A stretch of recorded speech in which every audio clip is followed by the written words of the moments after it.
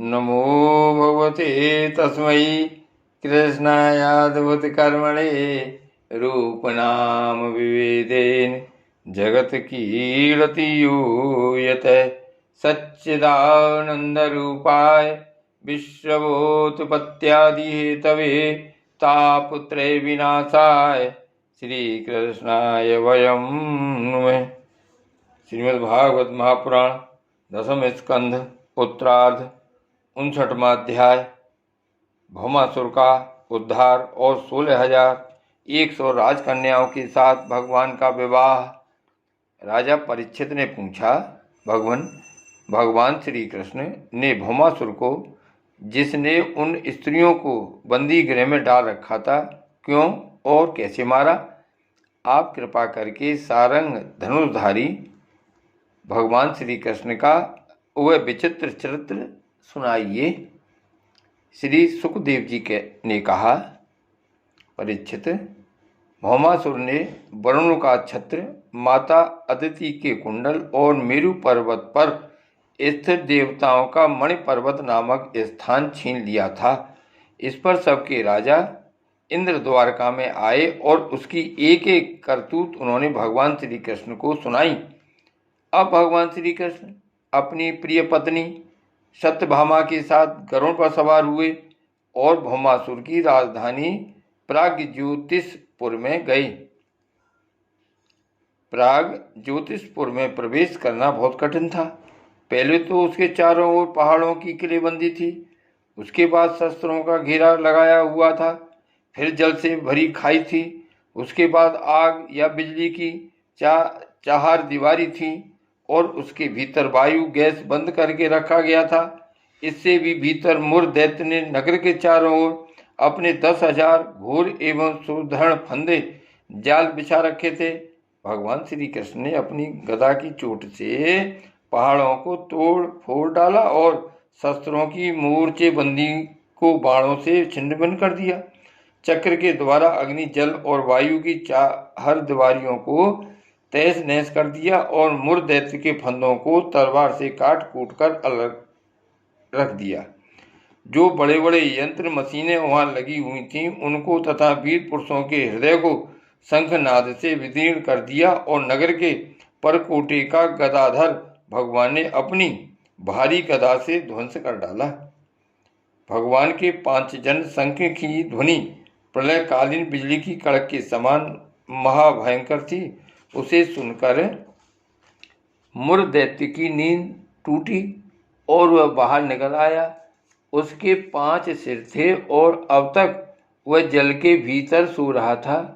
वह दैत्य प्रलयकालीन सूर्य और अग्नि के समान प्रचंड तेजस्वी था। वह इतना भयंकर था कि उसकी ओर आंखें उठाकर देखना भी आसान काम नहीं था। उसने त्रिशूल उठाया और इस प्रकार भगवान की ओर दौड़ा जैसे सांप गरुड़ जी पर टूट पड़े। उस समय ऐसा मालूम होता था मानो वह अपने 5 मुखों से त्रिलोकी को निकल जाएगा। उसने अपने त्रिशूल को बड़े वेग से घुमाकर गरुड़ जी पर चलाया और फिर अपने 5 मुखों से घोर सिंहनाद करने लगा। उसके सिंहनाद का महान शब्द पृथ्वी, आकाश, पाताल और 10 दिशाओं में फैलकर सारे ब्रह्मांड में भर गया। भगवान श्री कृष्ण ने देखा कि मुर दैत्य का त्रिशूल गरुड़ की ओर बड़े वेग से आ रहा है। तब अपना हस्त कौशल दिखाकर फुर्ती से उन्होंने 2 बाण मारे, जिनसे वह त्रिशूल कटकर 3 टूक हो गया। इसके साथ ही मुर दैत्य के मुख में भी भगवान ने बहुत से बाण मारे। इससे वह दैत्य अत्यंत क्रुद्ध हो उठा और उसने भगवान पर अपनी गदा चलाई, परंतु भगवान श्री कृष्ण ने अपनी गदा के प्रहार से मुर दैत्य की गदा को अपने पास पहुंचने के पहले ही चूर चूर कर दिया। अब वह अस्त्रहीन हो जाने के कारण अपनी भुजाएं फैलाकर श्री कृष्ण की ओर दौड़ा और उन्होंने खेल खेल में ही चक्र से उसके 5 सिर उतार लिए। सिर कटते ही मुर दैत्य के प्राण पखेरु उड़ गए और वह ठीक वैसे ही जल में गिर पड़ा जैसे इंद्र के वज्र से शिखर कट जाने पर कोई पर्वत समुद्र में गिर पड़ा हो। मुर दत्त के 7 पुत्र थे, ताम्र, अंतरिक्ष, श्रवण, विभावसु, वसु, नवस्वान और अरुण। वे अपने पिता की मृत्यु से अत्यंत शोकाकुल हो उठे और फिर बदला लेने के लिए क्रोध से भरकर शस्त्रास्त्र से सुसज्जित हो गए तथा पीठ नामक दैत्य को अपना सेनापति बनाकर भौमासुर के आदेश से श्री कृष्ण पर चढ़ आए। वे वहां आकर बड़े क्रोध से भगवान श्री कृष्ण पर बाण, खड़ग, गदा, शक्ति, रिष्टि और त्रिशूल आदि प्रचंड शस्त्रों की वर्षा करने लगे। परीक्षित, भगवान की शक्ति अमोघ और अनंत है। उन्होंने अपने बाणों से उनके कोट कोट शस्त्रास्त्र तिल तिल करके काट गिराए। भगवान के शस्त्र प्रहार से सेनापति पीठ और उसके साथी दैत्यों के सिर, जांघें, भुजा, पैर और कवच कट गए और उन सभी को भगवान ने यमराज के घर पहुंचा दिया। जब पृथ्वी के पुत्र नरकासुर भौमासुर ने देखा कि भगवान श्री कृष्ण के चक्र और बाणों से हमारी सेना और सेनापतियों का संहार हो गया, तब उसे असह्य क्रोध हुआ। वह समुद्र तट पर पैदा हुए बहुत से मद वाले हाथियों की सेना लेकर नगर से बाहर निकला। उसने देखा भगवान श्री कृष्ण अपनी पत्नी के साथ आकाश में गरुड़ पर स्थित हैं, जैसे सूर्य के ऊपर बिजली के साथ वर्षाकालीन श्याम मेघ शोभायमान हों। भौमासुर ने स्वयं भगवान के ऊपर सतग्नि नाम की शक्ति चलाई और उसके सब सैनिकों ने भी एक ही साथ उन पर अपने अपने अस्त्र शस्त्र छोड़े। जब भगवान श्री कृष्ण भी चित्र विचित्र पंख वाले तीखे तीखे बाण चलाने लगे, इससे उसी समय भौमासुर के सैनिकों की भुजाएं, जांघें, गर्दन और धड़ कट कट कर गिरने लगे। हाथी और घोड़े भी मरने लगे। परीक्षित, भौमासुर के सैनिकों ने भगवान पर जो जो अस्त्र शस्त्र चलाए थे, उनमें से प्रत्येक को भगवान ने तीन तीन तीखे बाणों से काट गिराया। उस समय भगवान श्री कृष्ण गरुड़ जी पर सवार थे और गरुड़ जी अपने पंखों से हाथियों को मार रहे थे। उनकी चोंच, पंख और पंजों की मार से हाथियों को बड़ी पीड़ा हुई और वे सब के सब आर्त होकर युद्ध भूमि से भागकर नगर में घुस गए। अब वहां अकेला भौमासुर ही लड़ता रहा। जब उसने देखा कि गरुड़ जी की मार से पीड़ित होकर मेरी सेना भाग रही है, तब उसने उन पर वह शक्ति चलाई जिसने वज्र को भी विफल कर दिया था, परंतु उसकी चोट से पक्षी राज गरुड़ तनिक भी विचलित न हुए, मानो किसी ने मत वाले गजराज पर फूलों की माला से प्रहार किया हो।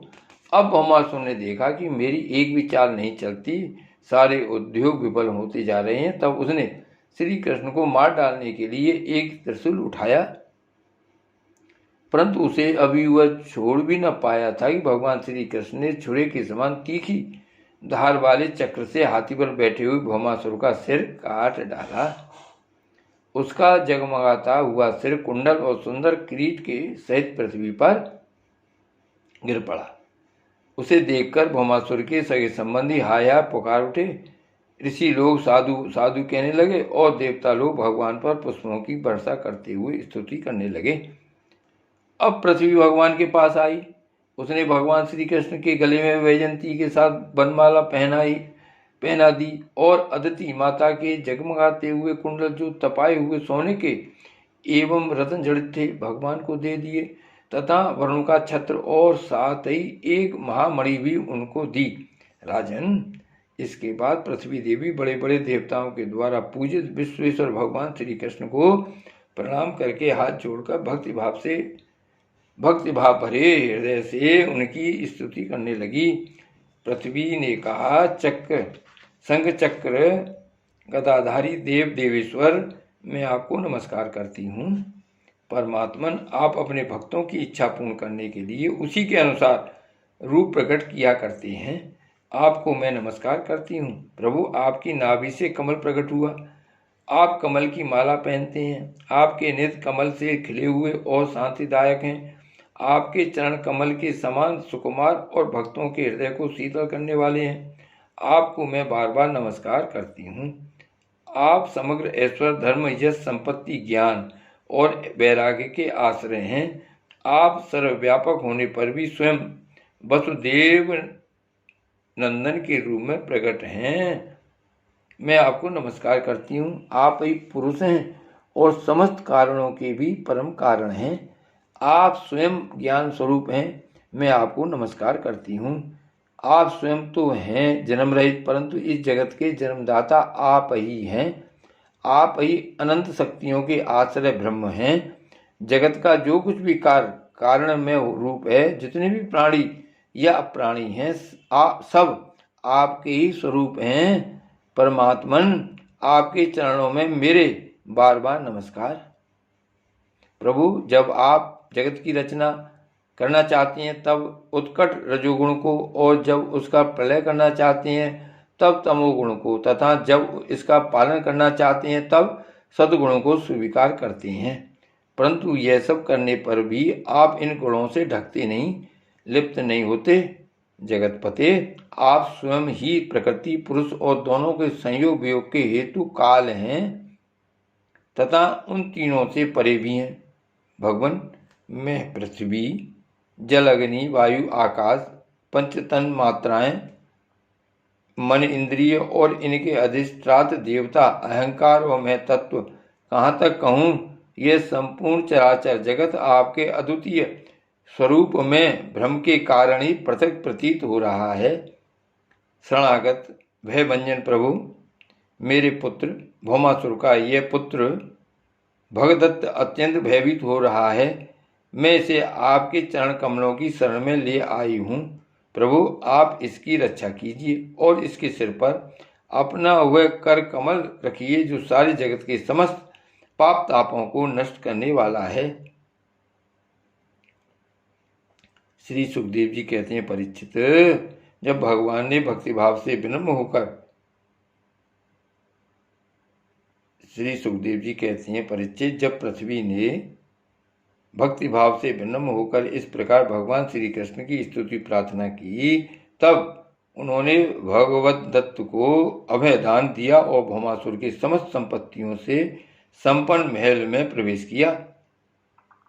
वहां जाकर भगवान ने देखा कि भौमासुर ने बलपूर्वक राजाओं से 16,000 राजकुमारियां छीनकर अपने यहाँ रख छोड़ी थीं। जब उन राजकुमारियों ने अंतःपुर में पधारे हुए नरश्रेष्ठ भगवान श्री कृष्ण को देखा, तब वे मोहित हो गईं और उन्होंने उनकी अहेतु की कृपा तथा अपना सौभाग्य समझकर मनी मन भगवान को अपने परम प्रियतम पति के रूप में वर्ण कर लिया। उन राजकुमारियों में से प्रत्येक ने अलग अलग अपने मन में यही निश्चय किया कि ये श्री कृष्ण ही मेरे पति हों और विधाता मेरी इस अभिलाषा को पूर्ण करें।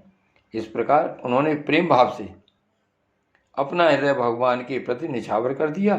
तब भगवान श्री कृष्ण ने उन राजकुमारियों को सुंदर सुंदर निर्मल वस्त्राभूषण पहनाकर पालकियों से द्वारका भेज दिया और उनके साथ ही बहुत से खजाने, रथ, घोड़े तथा अतुर संपत्ति भी भेजी। ऐरावत के वंश में उत्पन्न हुए अत्यंत वेगवान 4-4 दांतों वाले सफेद रंग के 64 हाथी भी भगवान ने वहां से द्वारका भेजे। इसके बाद भगवान श्री कृष्ण अमरावती में स्थित देवराज इंद्र के महलों में गए। वहां देवराज इंद्र ने अपनी पत्नी इंद्राणी के साथ सत्यभामा जी और भगवान श्री कृष्ण की पूजा की।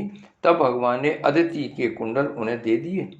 वहां से लौटते समय सत्यभामा जी की प्रेरणा से भगवान श्री कृष्ण ने कल्प वृक्ष उखाड़कर गर्दन पर रख लिया और देवराज इंद्र तथा समस्त देवताओं को जीतकर उसे द्वारका में ले आए। भगवान ने उसे सत्यभामा के महल के बगीचे में लगा दिया। इससे उस बगीचे की शोभा अत्यंत बढ़ गई। कल्प वृक्ष के साथ उसके गंध और मकरंद के लोभी भौरे स्वर्ग से द्वारका में चले आए थे। परीक्षित, देखो तो सही, जब इंद्र को अपना काम बनाना था तब तो उन्होंने अपना सिर झुकाकर मुकुट की नोक से भगवान श्री कृष्ण के चरणों का स्पर्श करके उनसे सहायता की भिक्षा मांगी थी। परंतु जब काम बन गया तब उन्होंने उन्हीं भगवान श्री कृष्ण से लड़ाई ठान ली। सचमुच ये देवता भी बड़े तमोगुणी हैं और सबसे बड़ा दोष तो उनमें धनाढ़ता का है। धिक्कार है ऐसी धनाढ़ता को। तदनंतर भगवान श्री कृष्ण ने एक ही मुहूर्त में अलग अलग भवनों में अलग अलग रूप धारण करके एक ही साथ सब राजकुमारियों का शास्त्रोक्त विधि से पाणी ग्रहण किया। सर्वशक्तिमान अविनाशी भगवान के लिए इसमें आश्चर्य कौन सी बात है? परीक्षित, भगवान की पत्नियों के अलग अलग महलों में ऐसी दिव्य सामग्रियां भरी हुई थीं जिनके बराबर जगत में कहीं भी और कोई भी सामग्री नहीं है। फिर अधिक की तो बात ही क्या है।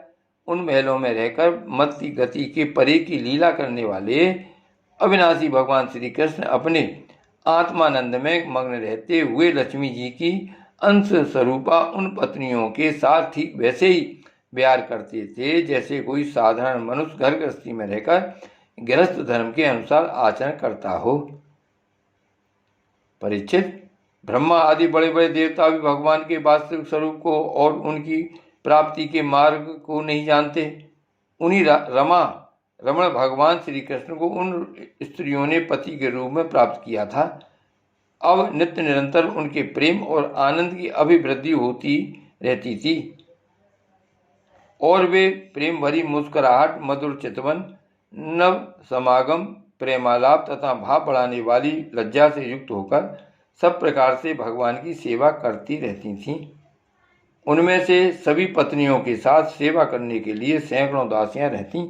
फिर भी जब उनके महल में भगवान पधारते तब वे स्वयं आगे जाकर आदरपूर्वक उन्हें लवा लाती, श्रेष्ठ आसन में बैठाती, उत्तम सामग्रियों से पूजा करती, चरण कमल पखारती, पान लगाकर खिलाती, पान दबाकर थकावट दूर करती, पंखा झलती, इत्र फुलील चंदन आदि लगाती, फूलों के हार पहनाती, केस संवारती, सुलाती, स्नान कराती और अनेक प्रकार के भोजन कराकर अपने ही हाथों भगवान की सेवा करती। श्री द्वारकानाथ की जय। श्री गोवर्धन नाथ की जय।